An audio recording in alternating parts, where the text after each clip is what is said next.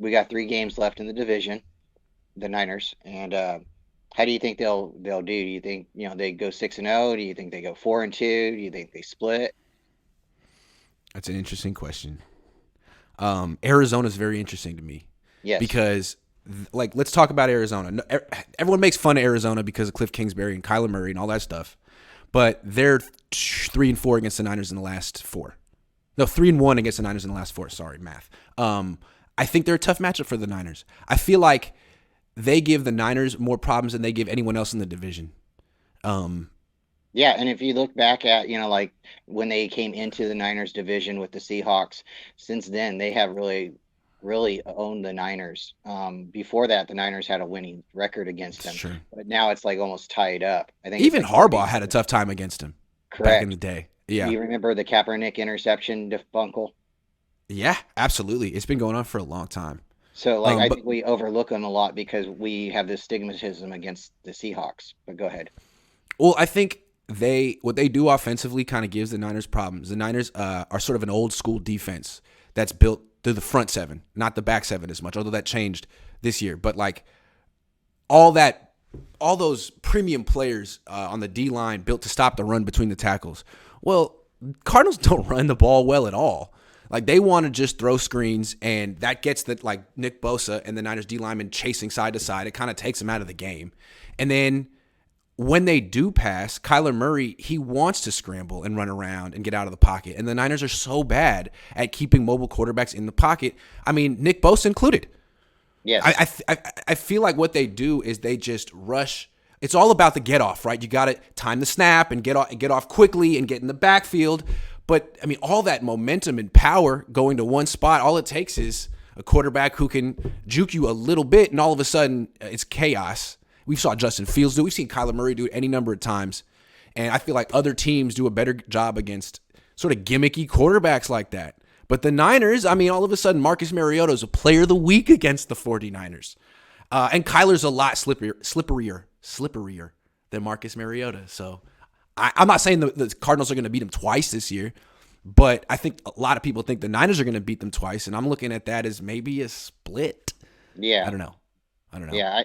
I know it's not the fan favorite pick here, but I think we split. I think we go 2-1. I think we're gonna, get a win against the Cardinals, and Seattle. We might lose that game.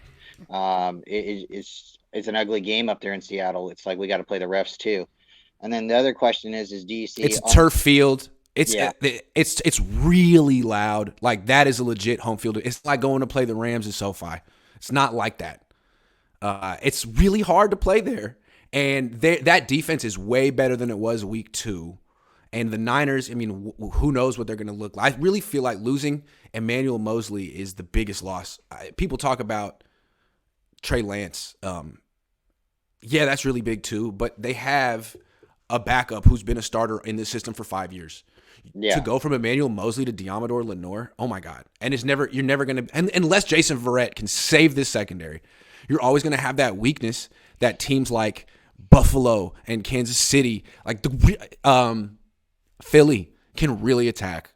And Yeah. we're not gonna see necessarily like those tests in the regular season. The Niners could run the table, feel great about themselves, get to the playoffs, and then face a team with like kind of like Kansas City with some real firepower and lose.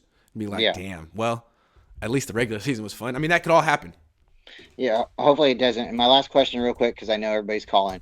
Do you No one's see calling in. You can stay in as long as you want. It's just me and you today. Okay. Hey, Seriously. we could have a really good show. Let's just do the Uh, whole show. Yeah. do you think Armstead's coming back at all? I can't predict. Like, that's the thing that's so scary about his injury, the plantar fasciitis. The Niners can't predict. You'd be like, so what's the timeline for Eric Armstead? Like, yeah, it doesn't really work that way. You kind of just check on him every week and you look at the swelling, and if it goes down, scary stuff. And I think this is the kind of injuries that happen to athletes as they approach 30, certain athletes as they approach 30. And it's just the unfortunate reality of athletics and players getting older. And again, I think the Niners really need to reassess their willingness to give out big second contracts to players, because one, it's football. Two, it doesn't seem like careers are getting longer. It feels like they're getting shorter. And even the ones that do go long, it's guys that are just like constantly rehabbing and trying to get back at a certain, once they get to like 26 or 27. with certain exceptions. And so the Niners in particular have a really bad track record of keeping players on the field. Maybe you're the kind of team that should just have some self-awareness and stick with the young guys. I don't know. I don't know. So I know that we're on Armstead right now, and with you being there, you hear a lot more than I do. I can read as much as I can, but you're there closer. So is it true that his injury is going foot to foot now? Yeah, that's the weird thing. So they said he had plantar fasciitis in one foot, and then he was like working his way back, and apparently he injured his other foot in practice or during the rehab process, Yeah. and hasn't really been able to do anything since then. And I hate to keep coming back to the Niners training staff because I don't know anything about it. But how many times has a player suffered a setback or gotten injured again while rehabbing under the supervision of the 49er staff? I mean, it happens too often. It's happened more than once. So that's just so strange. And now it feels like this injury, I don't know, is almost worse than the original because now there's no word of him. You never see him at practice. He's never out there like almost coming back. Maybe this week. But Yeah. you keep asking Kyle, like, hey, man, how's Armstead doing? He's like, oh, he's doing great. Making progress. Okay. And then it's like Wednesday and he's not practicing. It's like, okay. Should you have put him on IR? Like, what's going on? Yeah. Just keeping a roster spot for someone who's not playing or practicing. I know It he's a seems to have fan season games. favorite. I know he's been on the team forever. He's a California guy. He's a Sacramento native. He does a lot for the community. But I think you've nailed it. I think hindsight, a lot of people's nailed it. We should have kept Buckner. But right since he's been out, it seems like everybody can just run up the middle on the Niners. And at this point, nobody seems to be able to contain the middle. I think you're right. Fred Warner has to do something big here soon. And if he doesn't, then that's what's gonna happen. Because if we do feel somebody like Buffalo in the Super Bowl, Josh Allen's just gonna run straight through our defense, straight through it. That's the thing. Like, people have really good feelings about the Niners right now because they smashed the Rams, but the Mm-hmm. Rams are not a measuring stick like they were last year. The Rams can't run the ball at all because they can't block. That's why them trading for Christian McCaffrey would have been real cute. Like, okay, he's going to look terrible on your team. You can't block anyone. So the Niners just shut down the Rams run game. Great. Like, are you going to shut down the Chargers run game? Are you going to shut down? I mean, I'm just curious because as you pointed out, without Armstead, even though I feel he's overpaid, he's still a good player. When he's on the field, he's making a positive impact, even if it's not as great of an impact as I think his contract requires. Still, he is good against the run, and he creates pressure against the pass. And now you don't have that at either defensive tackle spot, and you're eventually going to have to go against some teams that can exploit that. The Rams aren't one of them. That's my thing with the Rams when people keep like saying like, hey, boom, there you go. And it's like, oh, the Rams are going nowhere. That team is not. Someone put Andy Liu on. He's Lightyear's Pod. He's phenomenal. I was on his show last week. He compared the Niners' energy right now to the Houston Rockets. It's like, whoa. You're celebrating because you beat the Rams in a regular season game, and now you're 4-4. Like, that's the kind of stuff the Rockets would do when they beat the Warriors in the regular season. Like, okay, that's one game. The Warriors beat you in the championship last year to go and win the finals. So that's the kind of made me laugh about this whole week with the Niners. It's like, yeah, I mean, it's always great to beat the Rams and stuff, but like people saying they're the scariest team in the NFL and they're going to the Super Bowl now. It's like, do you not remember how you felt last week? You remember how you felt, or the week before?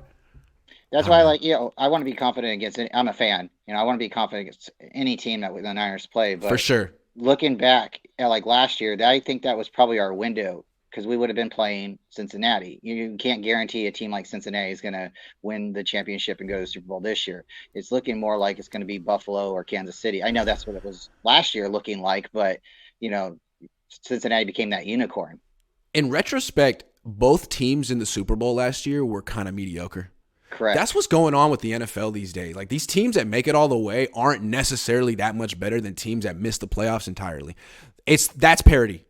And so the Niners had a real chance last year because, I mean, they beat both teams that were in the Super Bowl. They literally beat both. They were 3-0 against the teams in the Super Bowl, but they couldn't get the job done. And now both of those teams are on the outside looking in, like flimsy ass teams.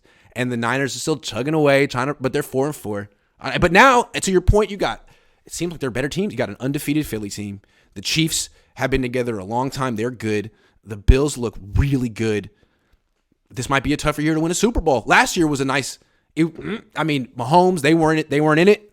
It was the fraudulent Bengals with Zach Taylor, Kyle Shanahan, Midwest over there. All right, I'm done. Well, I'm done. out of the remaining schedule, I would have to say that the division games are probably the scariest for the Niners at this point because we play them twice a year and they know us probably better than any of the other teams. I think, the Niners, barring injuries and going in confident, because San Diego's still pretty banged up a little bit as far as I understand. And New Orleans, they're in and out. They shut out the Raiders, but that's the Raiders. And then the Niners got to beat the Raiders, and from there on out, it's at the Tampa Bay, and we don't know what Tom Brady will be getting that game. Are we getting old man Tampa, or are we getting Tom Brady that wants to come to the Niners next year? True, Frank. I see you there. You're next, buddy. Let's talk about the Chargers for a second because let's not overlook the Chargers. No, They're what 4-3. Now it looks like kind of a fraudulent 4-3. I think they've given up like 30 more points than they've scored, which isn't. They're not a good team. I mean, they lost J.C. Jackson. Keenan Allen's been hurt, but they have one hell of a quarterback, and he can move.